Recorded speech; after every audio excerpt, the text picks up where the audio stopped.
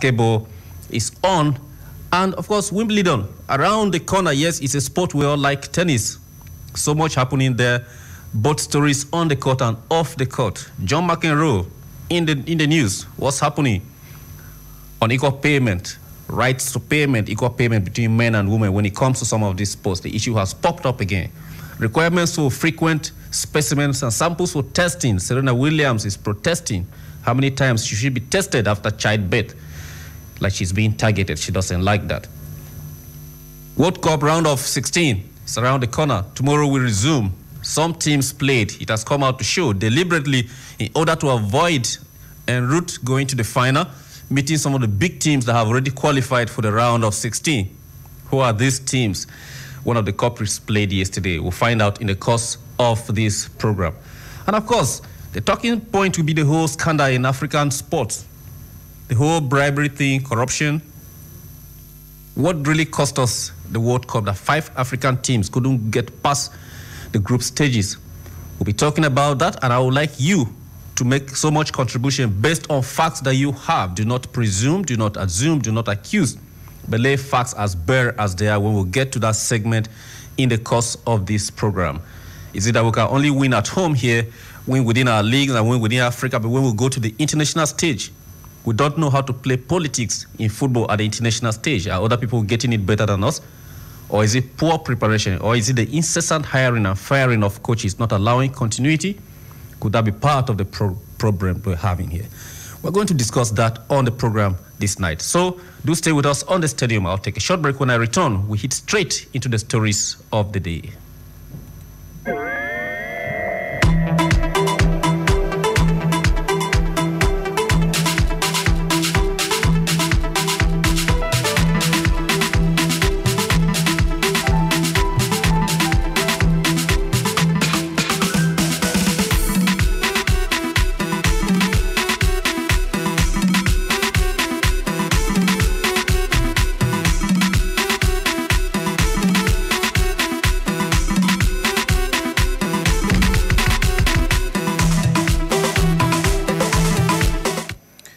Welcome back. You're still tuned to Human Rights Radio, 101.1 FM, redefining broadcasting. This is the stadium. My name is Ted, in case I forgot to tell you. Yeah, Bushi has gone to confirm if truly England will play Colombia. It's like the fixtures we got. And all right, so he went over there in Russia to find out. When he finds out tomorrow, he'll come and tell us if truly what they were avoiding, they will land themselves in something a lot bigger. All right, let's start from the world of boxing. Anthony Joshua has been described by Tyson Fury alongside Eddie Hearn, his promoter, as people who are afraid of facing Deontay Wilder. According to Fury, he thinks that the British-Nigerian boxer is afraid of facing Wilder at this point because he doesn't want to risk his belt. But of course, Joshua and his team did not accept that. They have made an offer to Deontay Wilder, but the American gave a lot of conditions on which venue he would prefer to fight. Eventually agreed to a venue, but information reaching us is that that was not really true. He did not really agree to fighting Anthony Joshua in the United Kingdom. Neither did AJ agree to go to fight over there in the US. So that was actually a problem. But at the end of it all, some promoters have come out to say the fight was actually just a hype. That it's not the right time for AJ to fight Wilder. This is not the right time for that fight. That he needs one more fight to get through before he gets to Wilder. Not because Wilder is not in that weight category, but he needs another fight before he gets to Wilder. And that is why the WBA stepped in and asked Anthony Joshua, that he must fight Alexander Povetkin, a Russian. It is mandatory that he must fight or relinquish a belt. Yes. It is required according to the WBA rules. So a date is being expected to be fixed. He's going to fight the Russian, and here is a big hitting Russian. He was born in 1979, has had like 34 fights, and out of these 34, a dominant number of those fights have been knockouts. So he's a heavy hitting fighter, a little taller, slightly taller. But of course, that is not a problem for AJ. I think Eddie Hearn, the promoter of Anthony Joshua, and the entire camp of Anthony Joshua are capable of agreeing to the fact that they will fight this Russian at an agreed date. That will actually be very soon, sometime in September I think that's the final decision will be taken shortly. But the WBA came out to say that they were actually pushed to the limit. They had given Anthony Joshua enough time, sufficient time to decide when and who he will fight. But since that was not decided, he has to go to fight Povetkin. Let me quote him. He said, the WBA has actually been very patient, but now they are pushing us to finalize this mandatory deal. That's Eddie Hearn speaking. I think Povetkin and Joshua are two gold medalists, a very competitive top-of-the-line fight. I think this is the best fight in the heavyweight division today. If the Wilder-Joshua fight is going to happen, it's going to happen. Right now, Povetkin-Joshua is what we know, and that's all about it. The fans should be happy. They should not be disappointed because, to be honest with you, I think the fans are going to get a much more competitive and exciting fight in this one. Talking about the Povetkin-Joshua fight, I think, yeah, they're trying to make sure that fans are not disappointed because people are looking towards the Wilder-Joshua fight. Not all the noise that has taken place about this fight. Wilder saying a lot of things about Joshua, Joshua saying a lot of things, sometimes keeping quiet and not responding to each other's jibes online and all that, and calling people to come out, come off online, come out here, let's face each other and talk about it and agree. The two camps meeting, promoters meeting, and no decision, back and forth. We spoke about that fight here on the stadium over and over and over, and eventually, until Joshua has a fight in the making. All right, so Joshua has had 21 fights. 20 of them have been KOs. He has not lost a fight professionally. He's just 28. They say he's from England. But the day he loses a fight and it's an embarrassing fight, they will trace him to Nigeria and say he's a Shagamu boy from Nigeria. Trust our guys out there. They like to do that. Okay, so he's going to face Povetkin, who has had 34 and 24 knockouts, lost only one fight. I think that was to Vladimir Klitschko, yes, of Russia. So he's of Russian origin. Of course, he lost the Ukrainian. So we expect that a date to be agreed for this fight to take place. I can't personally wait to see this fight because this is a guy who Joshua looked up to at some point. Yeah, when he started his professional fight, he looked up to this guy, and then now you're facing somebody who, in one way or the other, indirectly mentored you. But we hope that this fight comes. We'll see what comes out of it. There's a possibility of AJ fighting in Africa someday. Yes, you want to know who you fight? Keep your fingers crossed. On the stadium here, one of these days, we'll give you details of that because every big fighter likes to go to his own native land to fight. And AJ with an African map as a tattoo on his shoulder with Nigeria prominently featured in that tattoo would love to fight in Africa to bring the fight home. The question is, where would that take place? People are saying he should go to the same place that the legendary Muhammad Ali of blessed memory fought. He should go to the jungle and maybe rumble there like he did. But we are thinking if that would take place, come on. We have Ibadan, we have Shagamu, we have Lagos, we have Abuja right here.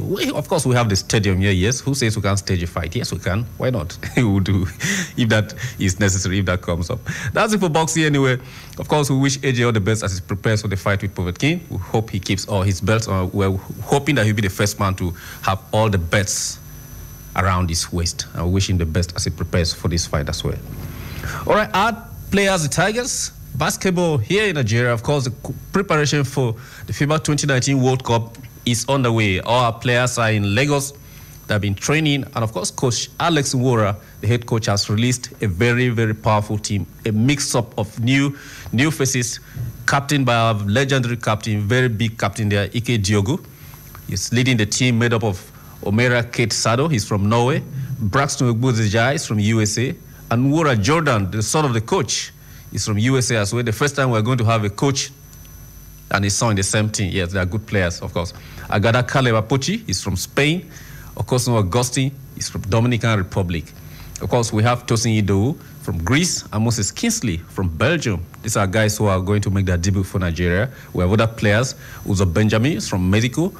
Bamalo Bryant from Chile. Zanab Talib from Italy.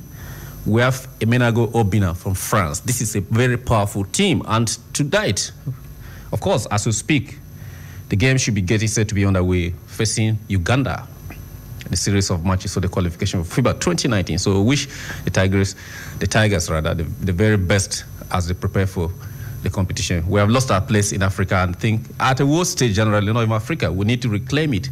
We need to reclaim that spot where we belong. And the captain came out to say that these are last practice before the big show starts. So we are going to play in front of our fans and we're excited There's no pressure at all. We're just going out there to play the right way, and hopefully we can come out with 3 victories. And the goal is to get one of these World Cup tickets, to which the Tigers, the best in that preparation, as they do. Now, in the world of tennis, yes, Andy Murray, we spoke about him a lot of times, but he's ready now to come back for Wimbledon, which starts on Monday. He's set after the hip injury that he underwent, and that what kept him out of tennis for a long time. He has practiced and practiced. His last game with Kyle Edmund, one of the current Britain's #1, he said the game put him in good shape to start playing again, so he's ready to start playing at Wembley. But the frequent hip surgeries that tennis players face, I'm talking of French because a French player is actually going to undergo a surgery, on a hip surgery, in a couple of days' time. But then the most recent one is Laura Robson, a female British player, also going for a hip surgery. This is the second time she's going for that. I don't know, is it because of the running, the splitting, and football is unique with hamstring and ankle injuries. Tennis, wrist, shoulder, and hip, and it's constant, and this can keep them out for a whole lot of times. But we are glad that Murray is back. We have missed him around for a while, and he's going to be back into the games. And the draws have been made. Of course, Murray, who is going to be back there, is going to face some very strong challenges. Of course, we hope that he gets out of it, because he's going to face Frenchman Benoit Paire. He's a very strong, heavy serving player, even though he's ranked very, very low. But he has earned himself a place in the top now to get himself points to get to the top 32 probably if he plays well through the tournament. So Murray has to watch out. Kyle Edmund, he will face Australia's Alex Bolt. And then the women's singles, Johanna Konta will face Natalia Pekalsteva, 7-time champion Serena Williams, who has an issue that I'm going to tell you in the next few minutes. Will actually start her play against Aranza Rus. She has won the Grand Slam, the Wimbledon, 7 amazing times. She's an all-time Grand Slam winner in the history of tennis. No man, no woman has won up to what Serena Williams has won. So that's why there's a lot of focus on her. And then Gabriel Muguruza will face Naomi Brody. She's also a British. Roger Federer, yes, he's back. His 20th Grand Slam championship, actually. He's facing Serbia's Dusan Lajovic. Federer is looking to make history and then probably retire. Is this his Grand Slam? Is it the one you win and then take a bow from the sport? I don't know. Rafa Nadal will take on Dudisela of Israel. Stan Wawrinka will play Dimitrov. That is a very, very big match for him. He just recovers from some knee surgeries, so that'll be a big issue. He has to face that. All right, the other story, Joe McEnroe. Remember? All-time, big-time legend in tennis. He's a commentator with a sister broadcasting agency, the BBC. And he does that for every championship in tennis. He earns £150,000 a year. But his female counterparts who do that, especially Martina Navratilova, who also appears on the same show, on the same desk for the female side, earns £15,000 for the same job that they do. And they're asking, where is the equality in paying men and paying women? And I ask, can that ever happen? McEnroe say, well, you're paid based on what you do. It's not based on your gender. But I don't think that's a fair comment. It should be fair enough to say they should try to up it. £150,000 per year, and then somebody is paid 15 for doing the same job with you. Well, that's surprising that tennis is still there. Even the prize money for men and women for the same Grand Slams, if you check the rating, it's not balanced. It's very, very uneven. But of course, we'll talk more about that on subsequent editions of the stadium. Now, Serena Williams has raised an alarm that she's being deliberately targeted by USA doping agency, showing up at her door without information and asking her to submit specimen samples for testing. That's supposed to be a urine sample. And she says she's been targeted, that she has submitted samples for testing 4 times this year. Is this fair on her? I don't know. The answer to that question comes up on subsequent editions of the stadium. She has not played on grass since winning Wimbledon in 2016. She's just returning. She was able to get into the rankings, seeded 25th. Some players actually filmed about it, that her coming back would occupy the space that they have fought strongly to get into. And this one, they are not happy about it. But, of course, what has been done has been done. So she'll be there. She'll play a watch out for her to see what she'll do at Wimbledon on her return after giving birth to her daughter. All right, now on to the world of football. The big stories. Yes, all of African teams are out of the ongoing Russia World Cup 2018. Everybody knows that, yes. The remaining games were just played for exhibition, except Senegal, that played and played and played, hoping for a draw to win, but at last laid down their guard, and Colombia won. With one defender standing there watching the ball moving with his hands on his waist, watching the ball moving, a powerful header, and the keeper didn't know what to do, and he kept the defender right there by the post to protect that part of it. He didn't raise a foot, he didn't stretch his head to hit. I don't know why that guy made the team of Senegal, but at least he knows why he included him in that. But then, the talking points here is what happened yesterday. England were playing against Belgium. They were playing to lose. The reason for playing to lose was because they wanted to meet the top person that qualified in that group between Colombia and Senegal. And if they meet that person, whoever it was, at that point they knew it was Colombia. If they meet Colombia, they will beat Colombia and they will avoid meeting Brazil, because the person that meets Japan and beats Japan might meet Brazil, who might beat Mexico, because these games have not been played and we can't tell. But it appears Japan and Poland had another controversy at the other pitch. 10 minutes to the end of the game, they practically stopped playing. They were standing and passing balls to themselves in their own halves without moving until the referee had to start urging them to play. But you can't push them to play because the ball is in motion. It depends on how it is moved, fast or slow. They were just casually walking around the pitch, waiting for the result at the other end, because Poland was already out. They never needed to win more. They already scored a goal. Even if they scored 2 or 3, but Senegal did not beat Colombia. Japan was going through because they had fewer yellow cards. They had 2. Senegal against Senegal's. They had 4 against Senegal's 6. And that was unsportsmanly.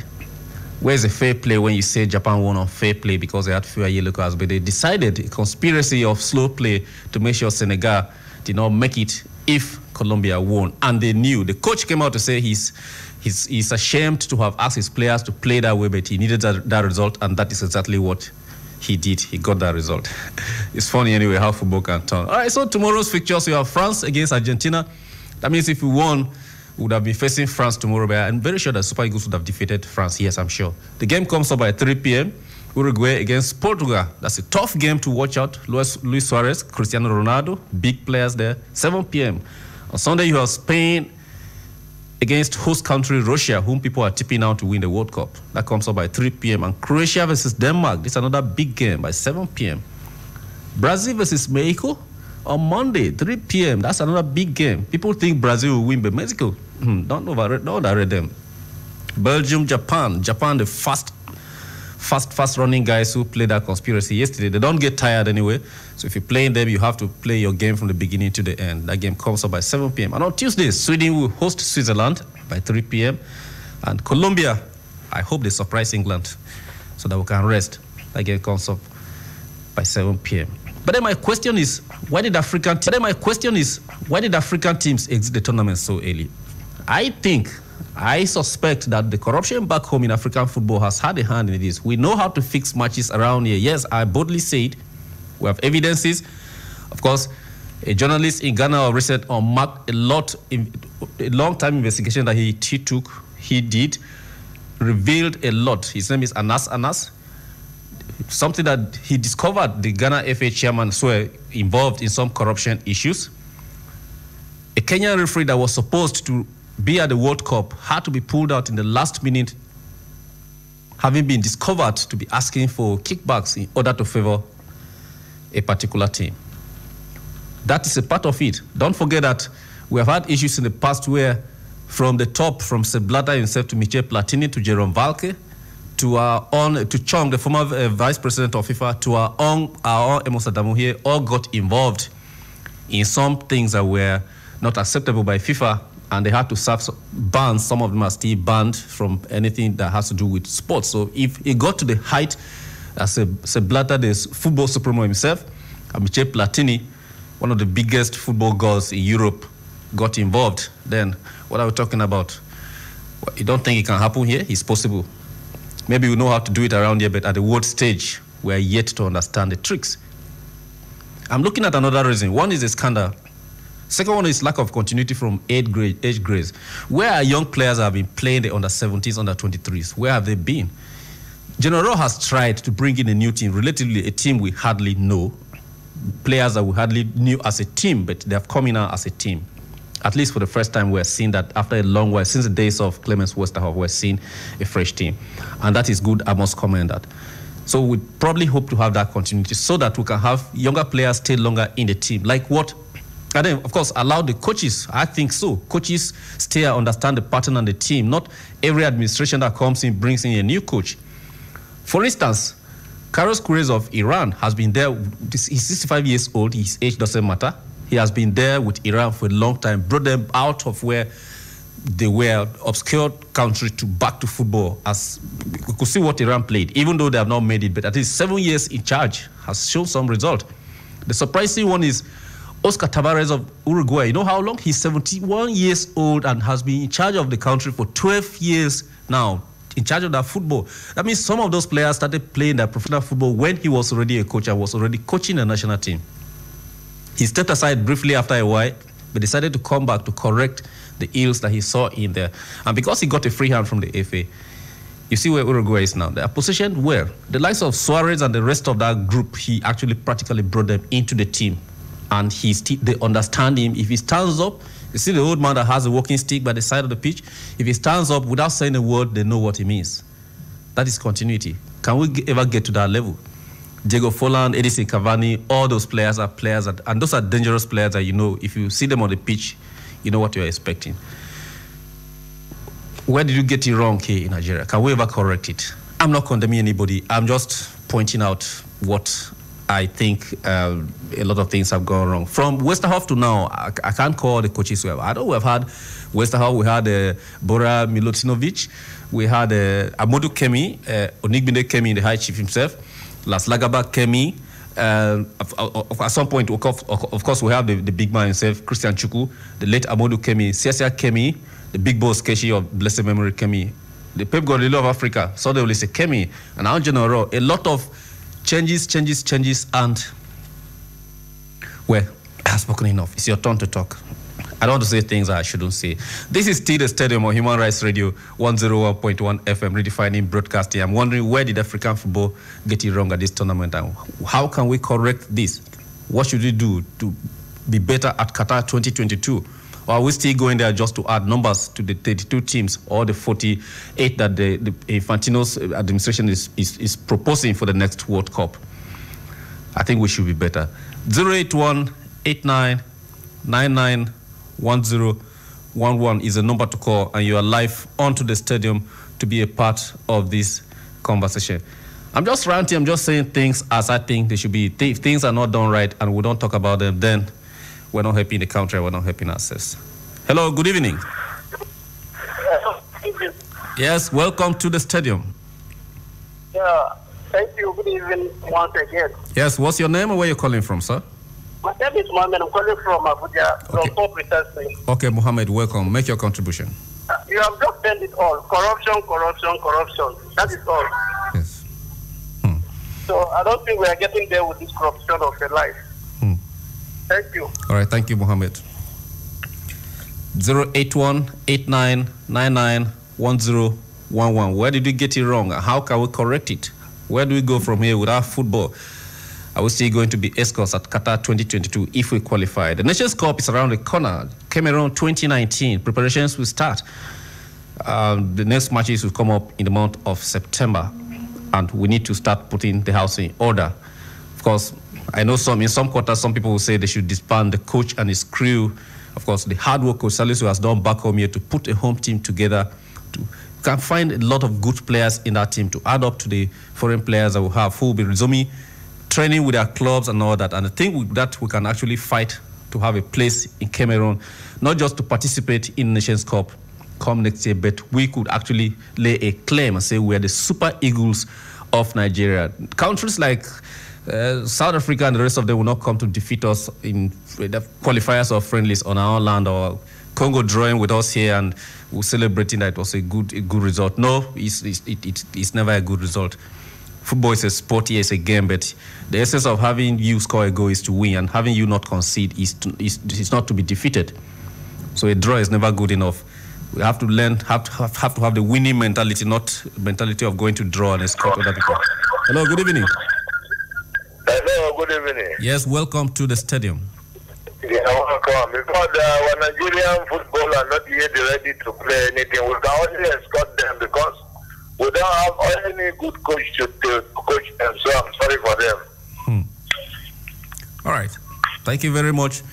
Talking about coaching there and talking about readiness. I think we are ready, but there are some square pegs in round holes or some round pegs in square holes, and that's not a match. It's a match. If you take a round ball to tie it to a knob that is not, or to screw it onto a knob that is not right, it's never going to work.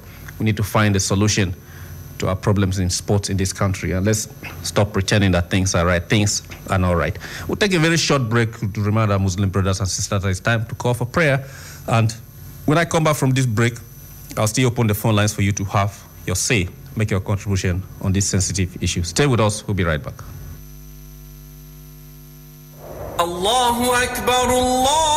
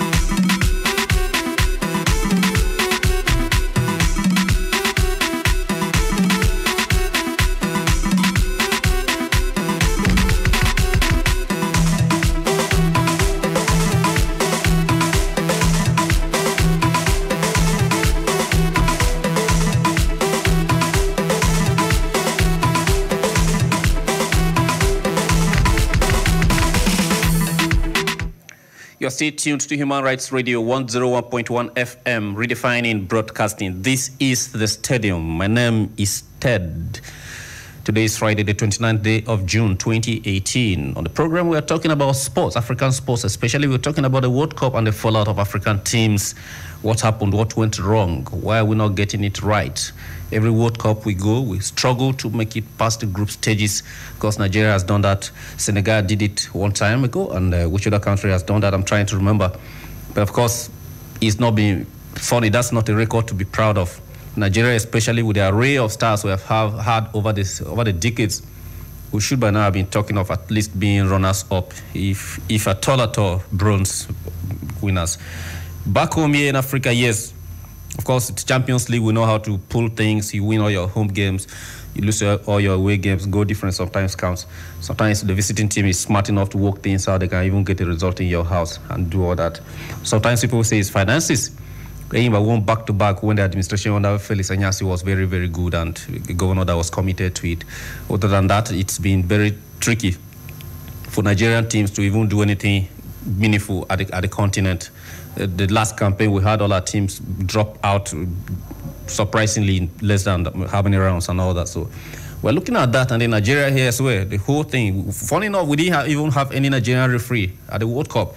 Countries like Burundi, Seychelles, Cape Verde, leagues that are not up to the NPFL had their referees there. So what's the criteria for FIFA selecting a referee from leagues? It's not your performance in your own league. No referee from one league goes to officiate in another. It's our performance at the CAF level that FIFA will recognize our referees, and it's our performance in our own league that FIFA will also recognize. The referees association will recognize and actually pick our own referees. So for me, it's embarrassing that we didn't even have a Nigerian referee, not even an assistant referee, represent us there. The few that would have been there, the one from Ghana was dropped, the one from Kenya was dropped, corruption charges, but we still have some African referees. Most times we have referees from countries like Mauritius. You look at the league and compare to our own league. We're bigger than this. I think we have overlowered ourselves, and it's time we take our position in the League of Nations when it comes to the beautiful game, the game of football. Well, if football is failing us tonight, the Tigers will be taking on Uganda. The game comes up around 8:30 at the indoor hall of the National Stadium in Lagos. So if you're around Lagos and you're watching us here, go catch fun, go watch the game, support our players, support our team. They're preparing for the World Cup, and if football failed us, then let's see what basketball can do. They've always made us proud, very, very proud, and of course, we're always there to clap for them. They're qualifying. They're going to play a series of matches over this weekend to qualify, probably in front of the home fans. So give them their support, your support if you are within the axis, you are within Lagos. Of course, check online on their Twitter handle, on Facebook. You can support them, send messages to the team, and I'm very sure that they will get the messages and the support that they are getting all around the country, and they'll be happy about it.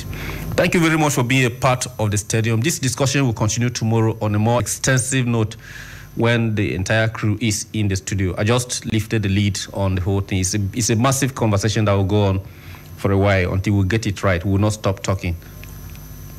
If people don't like that, we'll talk. Well, that's our job. We're trained for that purpose, so we'll talk. But tomorrow, of course, in the afternoon, you have the first games coming up. The game that we have escaped, playing against France. Tomorrow, Argentina will face it. France with a very youthful team, and Argentina with an aging team. Actually, it's an aging team. They just have very few young players there injected in. So we'll see what the French should do. Maybe Argentina's cup will fill tomorrow. I'll be supporting France for personal reasons. Not for anything, just for N'Golo Kante. No other reason. Don't ask me why. Portugal against Uruguay. Yeah, I'll be supporting Portugal for some personal reasons as well tomorrow evening. But at the end of that, we'll be here on the stadium to discuss with you. The stadium returns tomorrow evening for the longer edition of it from 6 p.m. Do join us We'll have you make your contributions and speak with us. Tell us things you feel about what has been going on in the world of sports. We'll discuss that in details, and then we'll see how the week unfolds. So do have a lovely weekend for those of you who are going to have a weekend. If you're going home and it's raining and it's cold, find a way. Keep yourself warm, stay out of trouble, and enjoy yourself. Bye-bye.